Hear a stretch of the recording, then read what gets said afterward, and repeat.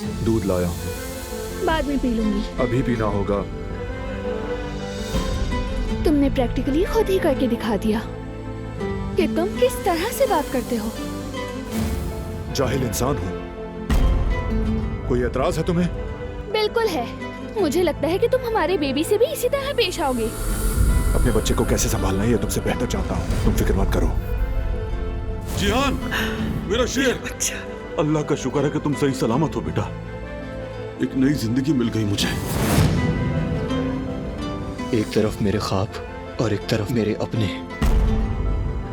शायद जो करना चाहिए वही करना पड़ेगा। बारान कारबे की जिंदगी को जहन्नुम बना दूंगा।